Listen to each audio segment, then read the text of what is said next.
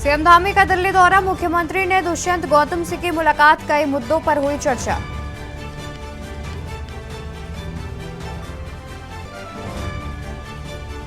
उत्तराखंड में चुनावी तैयारियों की नब्ज टटोलेंगे अमित शाह, 7 को भाजपा कार्यालय में लेंगे बैठकें।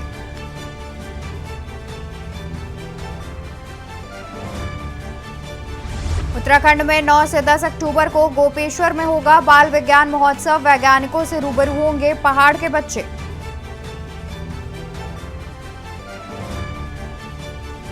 प्रदेश के 49 वाइब्रेंट विलेज में बनेंगे हाट बाजार, युवाओं के लिए खुलेगी रोजगार की राह, केंद्र को इसके प्रस्ताव भेजे जाएंगे।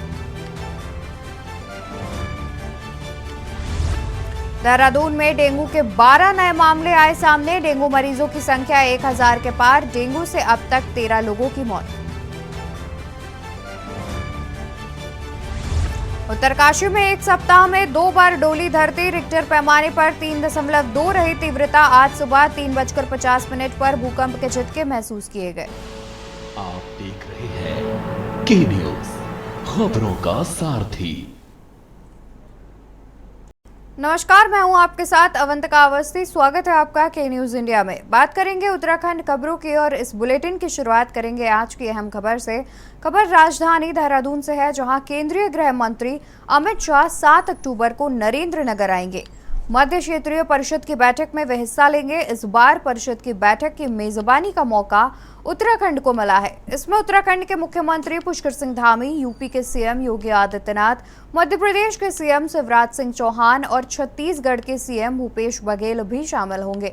बैठक की सभी तैयारियां पूरी कर ली गई हैं। वहीं मुख्यमंत्री पुष्कर सिंह धामी ने बताया कि उनकी गृह मंत्री अमित शाह के साथ मध्य क्षेत्रीय परिषद की बैठक और Akhil Bharatiya police science conference के संबंध में भी चर्चा हुई है।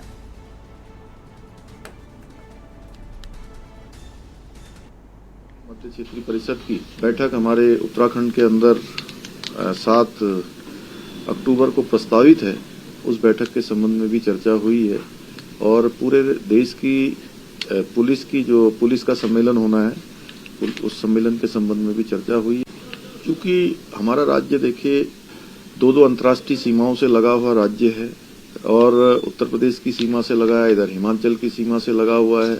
उन सभी सीमावर्ती क्षेत्रों में जो हमारे यहाँ पर अनेकों प्रकार की जो आंतरिक गतिविधियां हैं, उन सब गतिविधियों के बारे में भी चर्चा करेंगे। उत्तराखंड राज्य के अंदर जो विकास से संबंधित जो हिमालय राज्यों की अलग एक अपनी आवश्यकताएं हैं, जरूरत है, उन जरूरतों पर भी हम चर्चा करेंगे। बाकी एज पर एजेंडा जो होगा उस पर सभी पर बात होगी।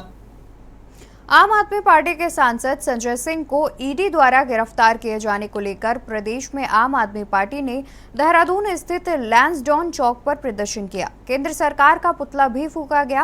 वहीं जोत सिंह बिष्ट आप पार्टी समन्वयक ने कहा कि जिस तरह से 10 घंटे तक ईडी ने उनके घर पर छापेमारी करी और उनके खिलाफ एक भी सबूत नहीं मिला, सिर्फ झूठे गवाहों के आधार पर उनको गिरफ्तार किया गया, वह पूरी तरह से कानूनी तौर पर गलत है और हम उसी के खिलाफ प्रदर्शन कर रहे हैं। इस प्रकार आम आदमी पार्टी से दिल्ली के उप मुख्यमंत्री मनीष सिसोदिया को भी बिना सबूतों के गिरफ्तार किया गया था। साथ में उन्होंने ये भी कहा,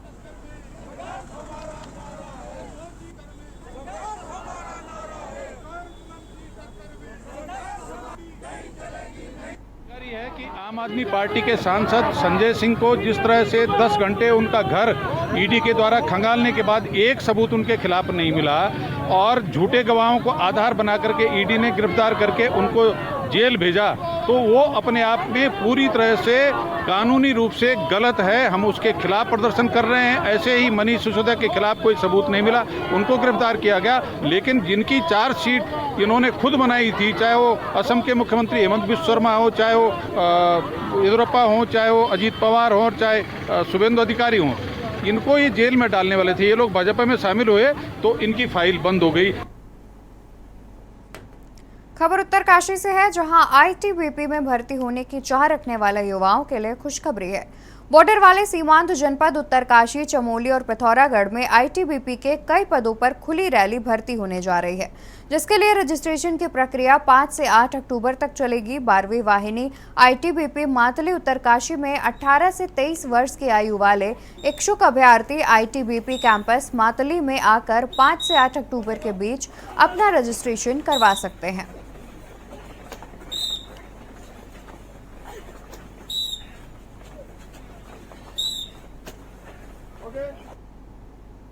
ये एक स्पेशल रिक्रूटमेंट रैली है जिसमें कि उत्तराखंड स्टेट के लिए 3 डिस्ट्रिक्ट में ये भर्ती हो रही है, जिसमें उत्तरकाशी में भी ये भर्ती होनी है हमारे कैंपस में। तो 26/9 को ये नोटिफिकेशन जारी किया गया है और ये 5 अक्टूबर से लेकर 8 अक्टूबर तक का हमारा एक रजिस्ट्रेशन का कार्यक्रम है, जिसमें जो बच्चे आएंगे वो रजिस्ट्रेशन कर सकते हैं। रजिस्ट्रेशन के जो फॉर्मेट है वो ऑनलाइन भी आईटीबीपी की वेबसाइट पर अवेलेबल है। उसको डाउनलोड करके जो कैंडिडेट हैं उसको भर करके हमारे ऑफिस में 5 से लेकर 8 की तारीख के बीच में कभी भी इसको जमा कर सकते हैं। नैनीताल में वन्य जीव पखवाड़ा मनाया जा रहा है। पर्यावरण के साथ साथ वन्य जीवों के प्रति लगाव और पर्यावरण बचाने के लिए वन विभाग ने बच्चों की इस मुहिम से जोड़ा गया है। स्कूली बच्चों ने पर्यावरण के प्रति जागरूकता अभियान चलाया और प्रकृति को साफ स्वच्छ रखने का संदेश दिया। 1 अक्टूबर से आयोजित वन्य जीव प्राणी सप्ताह के दौरान नैनीताल में मैराथन दौड़ का भी आयोजन किया गया, जिसमें हल्द्वानी के सूर्यांश ने पहला स्थान प्राप्त किया। दूसरे स्थान पर रहे नैनीताल के अमित, वहीं बालिका वर्ग में ज्योति फरत्याल व दूसरे स्थान पर मीनाक्षी फरत्याल ने बाजी मारी। सभी विजेताओं को पुरस्कार वितरण किया गया।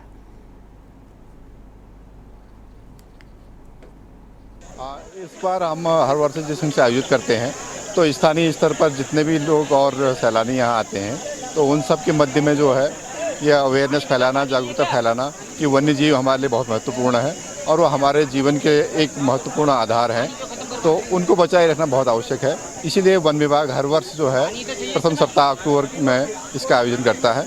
तो उसी क्रम में हम भी जूह सोसाइटी की ओर से इस कार्यक्रम का आयोजित करते हैं, जिससे कि बच्चों के बीच में भी अवेयरनेस बनी रहती है, एक उत्साह रहता है, एक प्रतीक्षा रहती है कि एक कार्यक्रम आयोजित होगा, उसमें हम पार्टिसिपेट करेंगे और उससे कहीं न कहीं अवेयरनेस फैलती है। वाइल्ड लाइफ को बचाने के लिए एक वाइल्ड लाइफ वीक का आयोजन किया जा रहा है, जिसमें हम विभिन्न तरह के स्पोर्ट्स एक्टिविटीज़ और पेंटिंग कंपटीशन और ये भाषण प्रतियोगिता और फैंसी ड्रेस प्रतियोगिता का आयोजन कर रहे हैं तथा मैराथन आज अभी मैराथन का आयोजन किया गया है। खबर उत्तरकाशी के बड़कोट से, जहां नगर पालिका क्षेत्र बड़कोट के तिलाड़ी नामक स्थान में निराश्रित पशुओं के लिए काजी हाउस बनकर तैयार हो गया है। उसका मुख्य अतिथि संजय डोभाल, विधायक यमुनोत्री व अभिषेक रोहेला, जिलाधिकारी उत्तरकाशी की मौजूदगी में पूजा अर्चना के साथ विधिवत रूप से उद्घाटन किया गया। बाजार में आवारा घूमने वाले निराश्रित पशुओं को काजी हाउस तिलाड़ी ले जाया गया। साथ ही उन पशुपालकों की भी मुश्किलें बढ़नी तय हैं, जिन्होंने टैग लगे अपने पशुओं को खुले में छोड़ रखा है।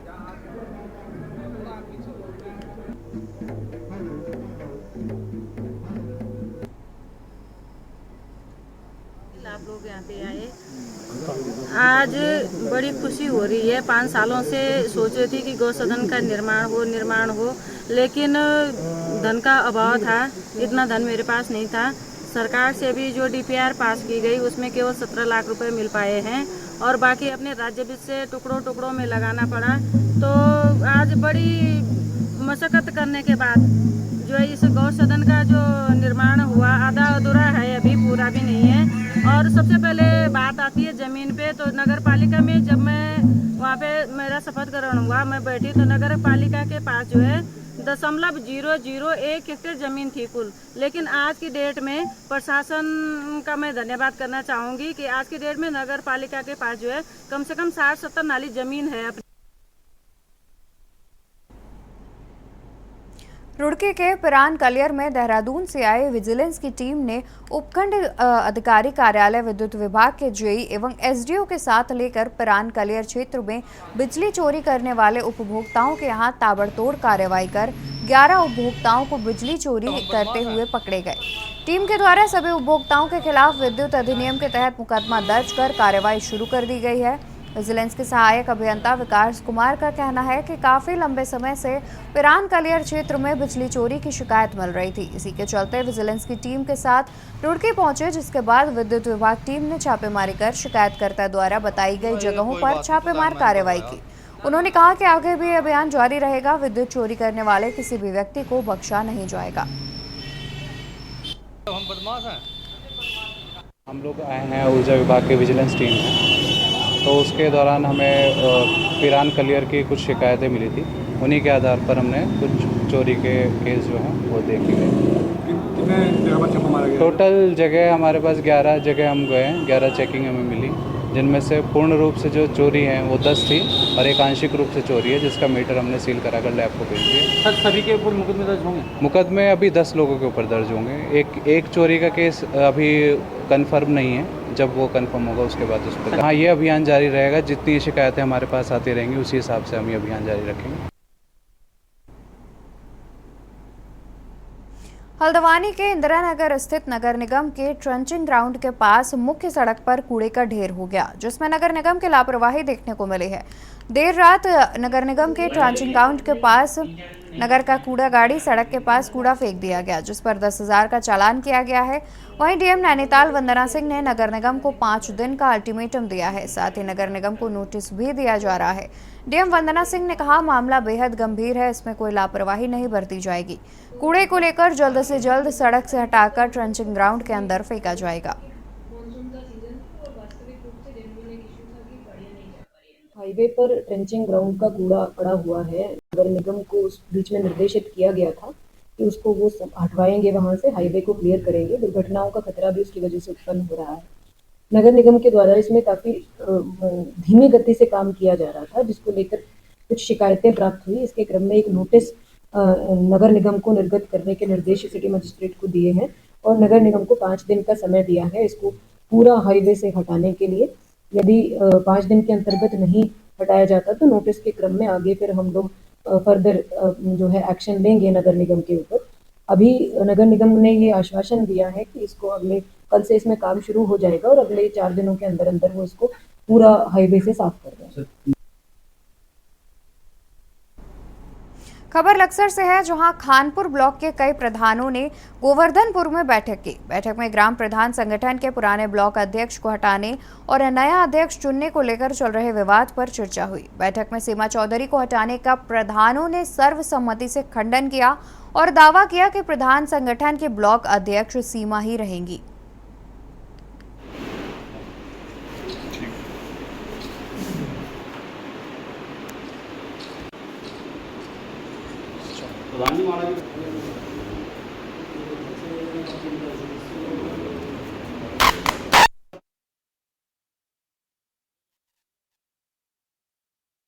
लोग प्रधानों को गुमराह करके एक मीटिंग बुलाई और मीटिंग का कोई एजेंडा बताते हुए वहां अपना अध्यक्ष चुन लिया। उसके बाद भी फिर हमने जो है 17 प्रधान हमारे साथ हैं। जो कार्यकारिणी है उसका विस्तार किया गया, जिसमें हमने अपने सभी उपाध्यक्ष, सचिव, महामंत्री को अपना प्रमाण पत्र दिया और हम अपना जितने भी हमारे सभी प्रधान हैं उनके साथ दुख सुख सभी प्रकार की विभिन्न जितनी योजनाएं हैं सबको साथ मिलकर चलेंगे। आपस में थोड़ा सा एक विवाद क्या उठा रखा है कि भाई महिला नहीं होनी चाहिए। अरे महिला को तो 33% आरक्षण अब केंद्र ने भी दे दिया है और हमारे पास तो हमारे खानपुर ब्लॉक में 19 महिला प्रधान है, तो महिला तो सर्वप्रथम है। महिला के बिना कोई काम नहीं चलेगा। दूसरा, हटाने का या बर्खास्त करने का एक तरीका हो कि इतने समय के बाद में हम हटा सकते हैं। एक तो ना समय था, दूसरा जो हमारा जिले का संगठन है उससे परमिशन लेकर तभी बर्खास्त कर सकते हैं। उन्होंने एक घर अंदर बैठ कर मीटिंग करके बर्खास्त कर दिया। एजेंडे में प्रधानों को बुलाया किसी और के और उस पर फिर साइन करा लिया कि हम अपना अध्यक्ष बना रहे हैं। यहाँ रुकेंगे एक छोटे से ब्रेक के लिए, जल्द हाजिर होंगे अन्य खबरों के साथ। आप देख रहे हैं के न्यूज, खबरों का सारथी। ब्रेक से वापस आ गए हैं, रुक करते हैं खबरों का, जहां खबर हल्द्वानी से है। कटघरिया की रामलीला इस बार कुछ खास है, क्योंकि इस बार रामलीला मंचन में बालकों के साथ बालिकाएं भी रामलीला में प्रतिभाग कर रही हैं। श्री श्री 1008 बाबा हैड़ा खान रामलीला कमेटी व सांस्कृतिक कला मंच सन 1978 से लगातार रामलीला का आयोजन कर रहा है, मगर ऐसा पहली बार होगा जब बालिकाएं भी पाठ का किरदार निभाती नजर आएंगी। इस अनूठी पहल के चलते इस बार यहाँ की रामलीला खास है और आयोजकों सहित स्थानीय लोगों में भी खासा उत्साह है। वहीं किरदार निभा रही बालिकाओं में भी उत्साह साफ नजर आ रहा है।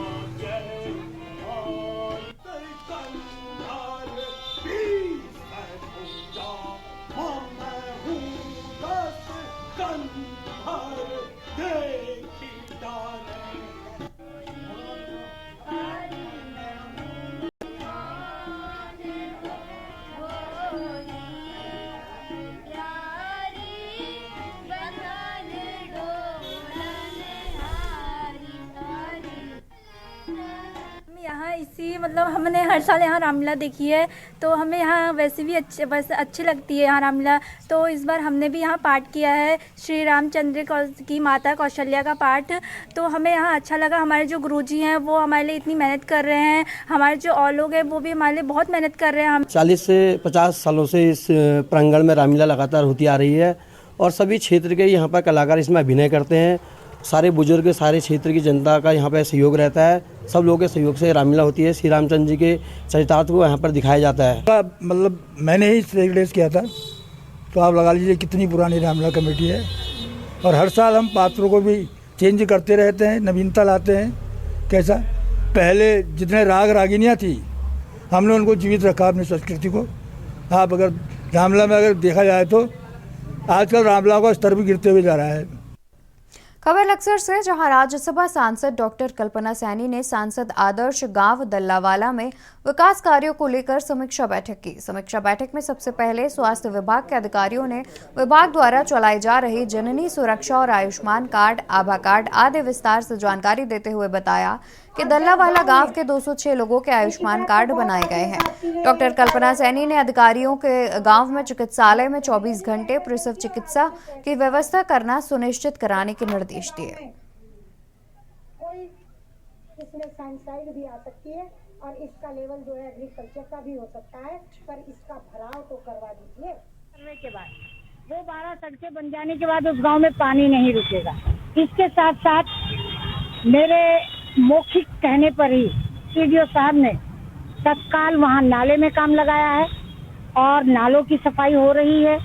मैं उम्मीद करती हूँ कि नालों की सफाई होने के साथ साथ जो है वहां आगे तक पानी की निकासी हो जाएगी और इरिगेशन विभाग भी उसमें जो है उस नाले के पानी की निकासी का प्रबंध करेगा।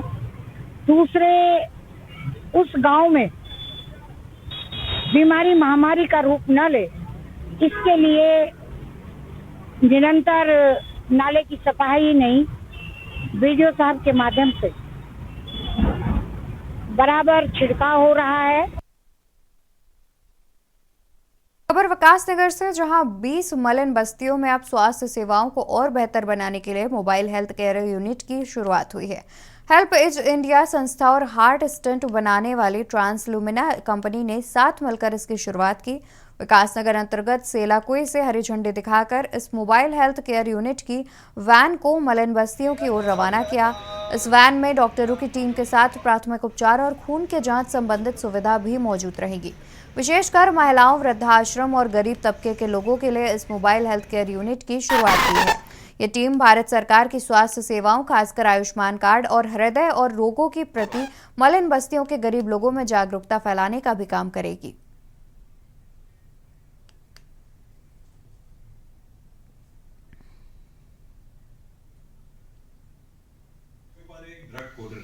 तो ये ड्रग जब जाएगा, ब्लड फ्लो होने के बाद अगर हम देखिए, ये मिशन गठजोड़ तो एक कंपनी के साथ बहुत ही अच्छा हुआ। जैसा कि आपने प्रेजेंटेशन में देखा कि ये मातृभूमि है ट्रांसलुमिना की, और यहाँ से कंपनी निकलती है और विश्व की, देश की दूसरी नंबर की कंपनी बनती है। तो ये बहुत ही गौरवपूर्ण बात इस कंपनी के साथ साथ इस स्टेट के लिए भी है। दूसरा, चूँकि ये एक ऐसी कंपनी है जो स्टेंट बनाती है, लोगों के हृदय का ख्याल रखती है, तो इन्होंने अपना ये दायित्व समझा कि ऐसी ऑर्गेनाइजेशन के साथ संपर्क करें इसका उद्देश्य है कि ट्रांसलुमिना, ये हमारी कंपनी की नींव देहरादून से है। 2010 में हमने इस कंपनी की स्थापना की थी यहाँ पे। आज ये इंडिया में नंबर 2 कंपनी है जो हम कॉर्नरी स्टेंट्स करते हैं। जब लोगों का एंजियोप्लास्टी होता है तो फिर उसमें स्टेंट्स लगते हैं ताकि वो रक्त का संचालन रहे, हृदय साफ रहे, और वही प्रोडक्ट हम यहाँ बनाते हैं। यहाँ से खबर हल्द्वानी से, जहां आरटीओ प्रशासन ने यातायात नियमों का मौखाल उड़ाने वालों पर नकेल कसी। एक साथ पूरी 14 टीमें सड़क पर उतरी और वाहन चालकों के खिलाफ कार्रवाई की। टीम ने 200 वाहन के चालान काटे और 45 वाहन सीज किए। वहीं स्कूल बसों के अलावा नाबालिग वाहन चालकों पर भी शिकंजा कसा, जो बिना हेलमेट और सड़क पर फर्राटा भरते हुए स्टंटबाजी करते थे। इस दौरान करीब 132 दोपहिया वाहन चालकों के अब तक चालान किए गए। वहीं स्कूल बसों की जांच लगातार की जा रही है।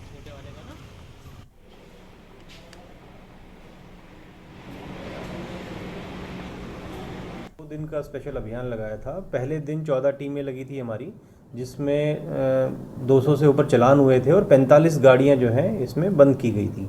और 45 गाड़ियों में जो भी, जैसे ऑटो है, अगर वो एक्स्ट्रा सीट लगाई हुई है तो हमने उसकी फ़िटनेस कैंसिल करवाई है। जो भी गाड़ी छुड़वाने आ रहे हैं उनकी फ़िटनेस कैंसिल होगी, सीटें हटाई जाएंगी और दोबारा से फ़िटनेस करवाई जाएगी उसकी। दूसरा, कल जो हमारा स्पेशल अभियान था उसमें स्कूल बसेस और स्कूल के बच्चे जो बिना हेलमेट के, बिना लाइसेंस के या अंडर एज ड्राइविंग में अगर वो गाड़ी चला रहे हैं तो उन पे कार्रवाई के लिए निर्देशित किया गया था, जिसमें हमारे 132 जो हैं 2 व्हीलर बिना हेलमेट वाले इसमें चालान किए गए थे। और एक साथ हमारे टीमों ने 14 स्कूल्स को टारगेट किया था, तो एक एक जगह रह के, और उसमें ये अभियान हमारा आगे भी जारी रहेगा।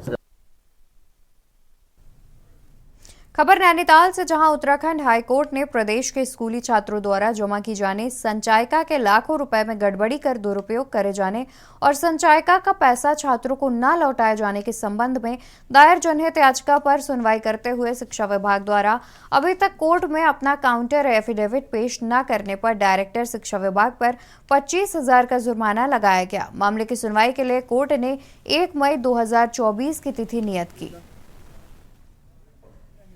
संचयिका योजना पे बने संचयिका खाते में हुई गड़बड़ियों से को लेकर दायर एक जनहित याचिका में आरटीआई क्लब उत्तराखंड द्वारा इस दायर जनहित याचिका में आज सुनवाई के दौरान माननीय उच्च न्यायालय द्वारा education department, director education department पे 25,000 रुपये की कॉस्ट लगा के, क्योंकि उन्होंने अभी तक अपना काउंटर एफिडेविट सबमिट नहीं किया है, इस आधार पे 25,000 रुपये की कॉस्ट लगा के आज न्यायपीठ ने बेंच ने एक सुनवाई के दौरान कार्रवाई करी। आपको ये बताना बहुत आवश्यक है कि इस याचिका में स्कूल में, उत्तराखंड प्रदेश के स्कूलों में जो संचयिका योजना में एकत्रित धन को लेकर गड़बड़ियों पे इस याचिका को आरटीआई क्लब उत्तराखंड के माध्यम से माननीय उच्च न्यायालय में दायर किया गया था, जिसकी सुनवाई आज दिनांक 5 अक्टूबर 2023 को हुई थी, जिसमें आज तक सरकार द्वारा और डिपार्टमेंट एजुकेशन द्वारा किसी भी प्रकार का कोई भी हलफनामा दायर नहीं किया गया है। खबर सितारगंज से है, जहां अखिल भारतीय किसान सेवा से जुड़े किसानों ने 4 सूत्रीय मांगों को लेकर उप जिला अधिकारी को ज्ञापन प्रेषित किया। अधिकारी को प्रेषित ज्ञापन में किसानों ने कहा कि उनका फसल पककर तैयार हो चुकी है, परंतु अभी तक सितारगंज क्षेत्र में धान तोल केंद्र आरंभ नहीं हुआ, जिसके चलते किसानों को अपनी उपज औने पौने दामों में बेचने को मजबूर होना पड़ रहा है। किसानों ने मांग की है कि कच्चे आढ़तियों की भूमिका धान क्रय में समाप्त की जाए। प्रत्येक दिन प्रत्येक कांटे पर कम से कम 700 से 1000 कुंटल धान क्रय का लक्ष्य रखा जाए।